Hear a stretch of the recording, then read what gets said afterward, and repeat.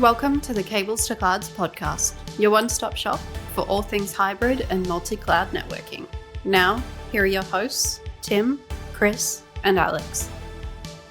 Hello, and welcome back to another fortnightly edition of the Cables to Clouds news podcast. So thanks for joining in today. My name is Chris Miles at BGP Main on Twitter.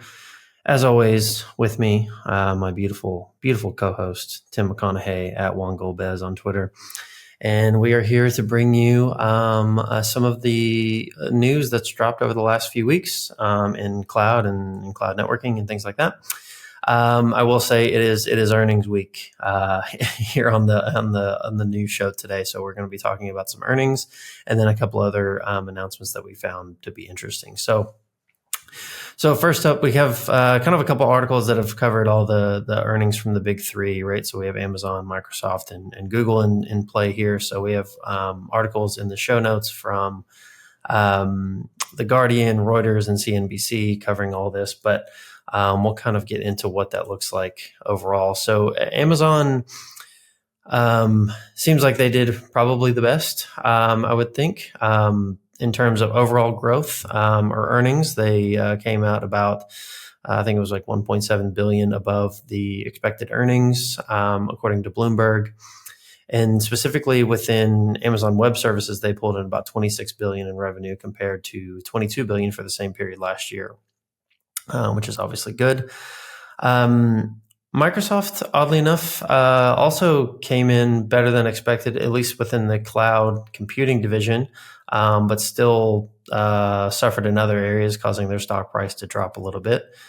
And then, I guess specifically in cloud, I should say Google probably did the best. So if they saw a 33% increase or 35%, it's the one article says one thing, the other says another thing. So we'll call it somewhere in the middle there. Grew about 34, 35%, all relating to the AI boom, obviously, which is to be expected. One call out that I saw in here that I really thought was where my mind was headed anyway.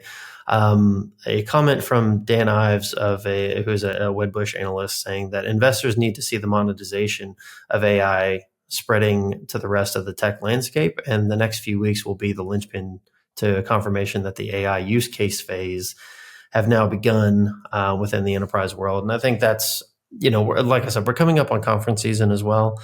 So I'm expecting something's going to have to drop. There's going to have to be something that is maybe not the ultimate game changer, but there's got to be something in that realm that is going to prove how AI is going to change, specifically the cloud computing landscape in some capacity. What that's going to be, don't really know, but I feel like we have to get something out of this, or people are going to start pulling out in some capacity. At least from my perspective. I don't know. How do you feel, Tim? Yeah, I mean, there's a lot of bearing the lead in a lot of these numbers, I think. So, for example, I'll just jump on the Google number, 33% growth. I think Google is still a little bit in lagging numbers wise. So 33% growth is really good for them. But I think relative. It's all relative. Exactly. That's what I was going to say. You have kind of a law of small numbers, law of large numbers thing, where once you get to a certain point, moving the needle at all becomes a Herculean effort, and the percentage is less useful than absolute value numbers.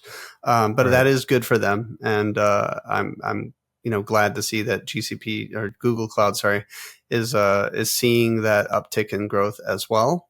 I would like to say, actually, what I'd love to see, and it's not part of this, but because they weren't, the articles weren't put out about the other like Oracle and Alibaba and some of those smaller clouds. I'm curious if they're also seeing, especially Oracle, that's like subletting compute to OpenAI and stuff like that for AI workloads, if they're seeing an equal or at least commensurate amount of growth there. So like that was one thing that kind of stuck in my mind. I couldn't agree more that with this guy saying that we need to see the monetization of AI go beyond kind of the first party, if you will, where the CSPs are the ones seeing the money, if you will, from offering that CSP or that AI service. But if you look at the AI services, a lot of the managed services have specifically to do with, let's make models accessible, and then the customers, which are businesses that are ostensibly going to do something with that model, with that managed service, are kind of left to their own devices to kind of create a valuable product using the Gen AI. And I think everybody's kind of treading water, or more like flailing around in the kiddie pool without the water wings on, trying to figure out what does monetization of it. Everybody's building an AI chatbot, for example. Like look, OpenAI built an AI chatbot, and that's the lens now through which everybody looks at AI, to some degree as useful. And I think a chatbot's cool, but I think it's not even scratching the surface of what the actual technology should be used for. So as an example. The chatbot seems like it's the easy insertion point, right? It's the easy way to get your hands dirty and then take it somewhere from there. But I think people are expecting, hopefully. But also I think there's some people out there expecting like, oh, well, we made this chatbot and it does fuck all. So, AI is not for us type thing. But it's like, No, I completely agree. There's a lot of, I think what we're going to see is what we've already been seeing, which is like, what was that AI assistant? What was the guy that reviewed it and said it was terrible? Like, remember the AI assistant that could like project MBK or MKB? What was that? Yeah. He reviewed it, but like, what was it called? Do you remember? I can't remember now. The little pin thing, right? What was it called? Humane? Whatever. It was supposed to be an AI assistant, and it was just not ready, not even by half, right? But I gotta have to say, at least the ambition was there to do interesting things with it beyond a chatbot. So I think really the next, it's almost like a race, right? With like gates in the middle of the race to see who can get past the gates. Like the first gate was make a chatbot.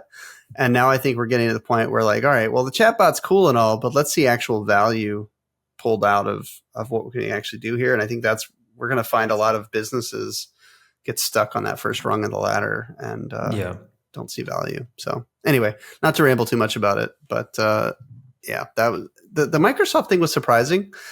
Not surprising. Sorry, that's the wrong word. Anything with the stock market is weird this way, where like they make money and yet they lose stock value. Like it's just like the gestalt of stock market, I guess. I'm not sure. Yeah, right. But whatever. It'll be back to up 5% in a week. Like that's just the way the stock market moves. Generally, though, what we're seeing is an increase in money, but I think a lot of the CSPs are seeing also they're scraping the bottom of the barrel on resources. Like we're starting to see CSPs they can't just keep growing like hand over fist, right? Like they're going to have resource constraints. A lot of them are already hitting it. Yeah, that's a good point. I think there was a specific call out about Azure where it was like, they let me find the exact wording. Yeah, I mean, you can't just have infinite growth in the cloud. We've said that multiple times. At some point you run out of capacity, or you've oversubscribed to the point where you're DDoSing every other customer. Like it's, they can't grow forever. Yeah, even the first call out in this Reuters article is, slower growth in its cloud business, signaling the big AI investments were not enough to keep up pace with its capacity constraints at its data center. So it's like, that was even before the AI craze came into place, right? So, I'm sure it's just kind of exponentially exacerbated grown since then, right? Not that it really, I don't think it really had an effect, but something that is spinning around in my mind is also the whole return to office thing for Amazon has not started yet. So I wonder if that will have any effect, or if it hasn't. I mean, we've already seen some pretty notable people jump ship at Amazon. Exit, yeah. And they've retired a few products and services. So I don't know if that's led into anything, or if that was obviously timed in that way. But worth keeping note, I think. I think their landscape is going to change quite a bit come January 1, even post reInvent. Oh, yeah. So, we'll definitely have to stay glued in for that one. Yeah, they've been pretty unapologetically said, like, take it or leave it. So I am curious to see if there's any kind of brain drain. And also the VP of AI, like earlier in October, departed Amazon as well, or AWS rather as well. So what I find interesting is, the first Gen AI bubble here is CSPs offering build your own, like the as a service, right? I don't know what you call it, build your own as a service, like not really SaaS. I don't know. I guess SaaS is probably the closest, or PaaS really. It's more like PaaS, Yeah, platform as a yeah, service, right. I think, right? I'm curious to see if not only are the CSPs offering this kind of PaaS model for access our models and build whatever you want, but are they going to be doing on the back end? Are they going to be, we saw this a little bit with Q. Remember the last reInvent where they had Amazon Q with the troubleshooting chatbot or whatever? Again, chatbot is the first thing everybody does, right? And I remember us at the time thinking it was a pretty not ready. We're not ready for prime time, but it's been a year, and honestly, a chatbot might not be the best way to surface some of that stuff that you want to see, So I wonder if the CSPs or vendors are going to be building other AI capabilities. Yeah, I think that all kind of trickles back in a way to ChatGPT, right? Like GPT had us as a society interacting with AI at a scale that we Yeah, never were before, right? So that's like when you first think of AI, it's like I need to talk to it and get some information out of it. So I feel like that is just the easiest bar of entry, or lowest bar of right. entry to kind of give people back what they're already familiar with, right? And just use it in a new facet, interacting with their own infrastructure and their own applications and things like that. So, I mean, I can draw the natural line there, but yeah, you're right. I think it needs to change. But you have to change the way people think about it, right? And that's Yeah, probably where we're headed, right? They're going to have to introduce a new way of interpreting AI and what Gen AI means. yeah, and whenever you go back and look at things at disrupting technologies, almost always that disrupting technology nobody was thinking about it before it showed up, right? Yeah, Like exactly. nobody considered what that was before it happened, right? Yeah. Read The Innovator's Dilemma, and it's absolutely full of case studies where an incumbent was thrown out of whack, completely unable to react because some other new technology that nobody even knew was what that people would love, or that needed, or they needed it, just showed up on Mm-hmm. the landscape. So yeah, I think we haven't seen what we haven't seen. It's like almost like an AI singularity. We haven't seen what people are doing, what's going to be possible in the next round, if you will, of creating. So that sounds a little bit more hopeful, a little than I probably intended. But yeah, we'll see, right? What people are going to do with it. I hope it's just not more fucking chatbots. Tim's now a glass half full guy on AI, so that's good. We've changed him, ladies and gentlemen. Yeah, totally. Well, speaking of AI, we have an article here from hold on, I don't have it up right now. We have an article here from Yahoo Finance, right? So Yahoo Finance saying that the Amazon CEO is saying that Gen AI is growing 3 times faster than, this is AWS's CEO, so saying Gen AI is growing 3 times faster than cloud computing did. So assuming that what he's saying is the benchmark is basically how fast the cloud computing, like AWS's cloud computing division grew. He's saying that, their AI division or offer or whatever is growing 3 times faster. I don't quite know what to make of that, except to say, hey, great, AI is growing. Like, that's obvious to everyone. But again, I think we're going to hit resource constraint. Is this the article? There's an article, one of the articles we looked at, and I'm not sure if it's this one, I'll have to bring it up, was talking specifically about, as CSPs need more and more AI inference, they're doing like their own inference and training chips at Amazon. They're building their own silicon. So, again, resource constraints, right? So they're building stuff specifically for this.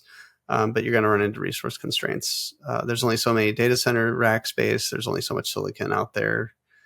Other people are going to be doing the same thing. Other CSPs are going to be doing the same thing. So I'm curious to see how far this can grow before we really start getting not seeing the growth that investors are expecting, because we're hitting hard resource constraints. Yeah, I think it's a bit, I don't know if I'd call it nuanced, but I feel like it probably is growing faster than cloud computing just because of the kind of more vast coverage that AI has on the tech world than cloud computing did. I feel like when cloud came into the game, it was more like, hey, you already buy this stuff off the shelf, right? You're already buying compute, you're buying storage, you're buying networking, right? That was it was a simple trade-off in someone's mind. But now here it's like, okay, if I want to like build AI apps, right? Like I probably can't buy that off the shelf right now. Like these are the players that have all of that capacity. They have all the GPUs. I can consume them as a service. I'm already in their ecosystem because I run AWS, I run Azure, whatever. Right. So I feel like, you kind of got to take it with a grain of salt. But at the same time, it's substantial, right? I mean, we can't go a fucking week without talking about this shit. So it's obviously got some merit, right? But we'll have to see where it goes. Yeah, I mean, to me, the reason it's growing so fast is because compared to like original cloud computing division or whatnot, like when cloud first came on the scene, is that like the train tracks are already laid, right? For Gen AI, like the train tracks were not literally laid when cloud computing really started, right? They had very little capacity, they had very few services. They were building the track as they were on it. Here, the train tracks are already laid. I mean, like I said, we've talked about this several times today that, they've already got the build your own app, and we're just providing the building blocks for you. But like it was obviously much easier for them to do that part of it than to build out a whole cloud computing infrastructure and fabric and all of that automation. All right. Let's see. Okay, so we're going to move on to a couple cloud networking vendors, specifically cloud networking vendors, because we do still try to once in a while be a cloud networking focused podcast as much as we can. Okay, so a couple press releases here. Usually pretty mean on the usually pretty mean to press releases, but that's because a lot of press releases are extremely, what's the word you would use for it? Just like, I don't know, just full of themselves. Hand wavy. Oh, very hand wavy. Yeah, very hand wavy, very full of themselves. These two are not. At least I didn't think so. When I read them, I felt they were pretty clear on the benefit or what they're trying to show as a new capability. So we'll go over it. Of course, full what's the word I'm looking for? Disclosure. Full disclosure. Chris and I do work for one of these companies, so just take that for what it's worth. We're not here to shill any particular vendors. We also do not represent the thoughts and things like that of our employer. Yeah. So. Everything we say does not reflect upon or have anything to do with our employer as well. So for what that's worth. Okay, so this first one is a press release from Aviatrix. And this came out a couple days ago, and there's a new version of the Aviatrix cloud networking platform that's been released. Two of the new capabilities that have been released for it are the hybrid cloud transit and an enhanced distributed cloud firewall. So really quick, just kind of dig into this. What is hybrid cloud transit thing from the press release specifically? Hybrid cloud transit extends the company's secure cloud networking fabric to major data centers and middle mile providers such as Equinix and Megaport. So before this existed, we kind of had data centers and middle mile as kind of an island, if you will. Like you could connect to the cloud from the Megaport or Equinix or your own data center, and then inside the cloud, of course, do all the cloud networking. This is a new capability that actually allows you to use really your own fiber if you have it, or you could use Equinix or Megaport, any kind of middle mile provider, and use their backbone or your own backbone, just like you would a cloud backbone, basically, to move between clouds, to move between regions. That's just a new capability that moves that kind of cloud networking focus down out of the cloud to, middle mile or your own data center. So that's the hybrid cloud transit. And then a new enhancement to distributed cloud firewall, which is kind of, well, honestly, it's in the name, right? Distributed cloud firewall, threat intelligence, firewalling, distributed data plane stuff. They've added a new thing called threat groups and geo-blocking via geo groups. This is an extension or enhancement to the distributed cloud firewall. Basically gives you more criteria and more threat intelligence by which you can build security policy. So, for those of us who, are or used to be firewall jockeys, pretty much any extra ability you have to classify traffic or classify workloads or granularize, I think I just coined that word now, granularize your security policy, right? That's always good. That's always gold. As long as, of course, it makes sense and it's a good, useful capability to have. So this adds threat groups and geo-blocking. So you can use those, along with all the other abilities that it has for your security policy. Let's see, what else does it say? Oh, in addition, this is a big one too. In addition, Distributed Cloud Firewall now supports improved logging capabilities for seamless integration with enterprise SIEMs. So this was something that was a little bit of that what did exist before, but it was a little harder, a little more manual process. So it's now built into the product for seamless integration with pretty much any of your SIEM capabilities. So, and then obviously that gives you visualization on the activity and what's happening inside your threat intelligence platform. So pretty cool capabilities. Yeah, and obviously there's more on the way. I could say more, but I will not. I'm going to stick to the press release. So, all right. And then let's see, we'll move on to the next one, which is for cloud networking vendor Alkira. And I want to bring up this article because I want to speak directly to the press release. So Alkira announced a new zero trust network access capability for their platform. Of course, ZTNA is a little bit of a loaded word. There's a little marketing behind it. So you kind of have to really dig in on it and understand what ZTNA means based on who it is that's saying it, what capabilities they talk about. So Alkira talks about ZTNA here. If you don't understand how Alkira works already, it might be a little hard, but basically Alkira has these cloud exchange points throughout all the clouds, all the regions where you onboard yourself into the Alkira framework, into the fabric, and then that's kind of ride their backbone. So I think they say that they're infrastructure as a service, a network infrastructure as a service, should I say. So that's kind of their, tagline, not tagline, that's where they sit, if you will, in the stack. So the ZTNA ability or capability that's been introduced specifically seems to be focused on kind of the user access, zero trust user access part. So like kind of like a Zscaler or Prisma network access type of connectivity. And then let me see if I can find the exact thing. Okay, so yeah, they go over some key features. What I think is interesting in the key features, they allow you to bring your vendor of choice to secure traffic to internet and private applications to a single security stack. So I had, I think when I was talking to Will, and we've had Will Collins on the show several times, right? Mm-hmm. And Will, of course, works for Alkira, and I was asking him a lot about how this whole thing works.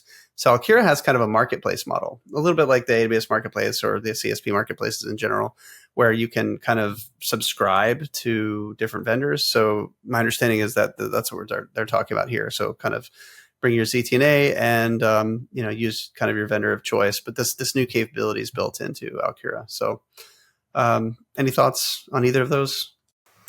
No, I think it's a good combination, right? Because we've kind of talked about, even on our last episode that came out last week, talking about kind of concepts of zero trust and things like that, and this idea of a kind of a perimeterless type deployment, right? So this thought of Alkira coming in with their they have cloud exchange points, so they essentially have a pretty large backbone that you can ride across to build multi-cloud connectivity, allowing remote users to just tap into that and get the inherent security on top of it.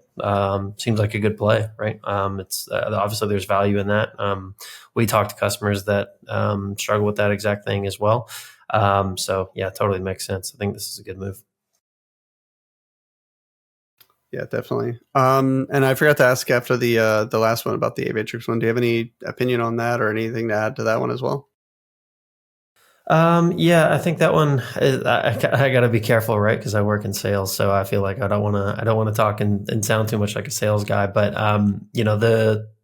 the hybrid cloud transit option is really interesting, and really, just full disclosure, like we said, I work for Aviatrix, but we are seeing customers implement some really cool kind of topologies using those middle mile providers like Equinix and Megaport, and building kind of pretty cool backbones across the between the cloud providers, between regions, et cetera.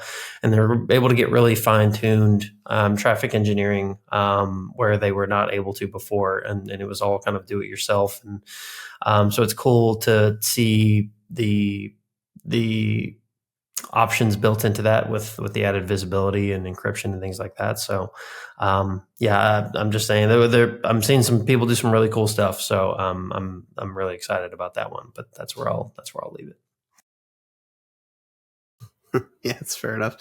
I mean, on the show, obviously everybody has to work somewhere. So, the fact that Chris and I work for Aviatrix is obviously not an Aviatrix podcast. And as we've said many times, we try to walk a fine line and still give fair coverage to everyone. So just take that for what it's worth. This is a niche podcast, and so you're going to get some. There's going to be a lot of overlap sometimes. All right, great. So with that, we will go ahead and wrap up. And thanks for joining us today. We'll be back again in 2 weeks with more cloud networking news. Given the time, Ignite may have happened by then, right? Is that right? When is Ignite? I think it's pretty short. It's pretty close. So by the next time by the next time it's out, it'll definitely be over. But the next time we record, we might missed it. Yeah. Fair enough. So we'll keep you we'll keep the suspense and say over the next few episodes, I'm sure there will be quite a bit coming out. They always leak some of the information prior to the conferences and things like that. So maybe we'll get some early things trickling in and all that. So with that, we'll wrap it up. If you enjoyed this, please like, subscribe, do all the cool stuff. Reach out to Tim, go to his house, give him a hug, all that kind of stuff. And I'm so lonely.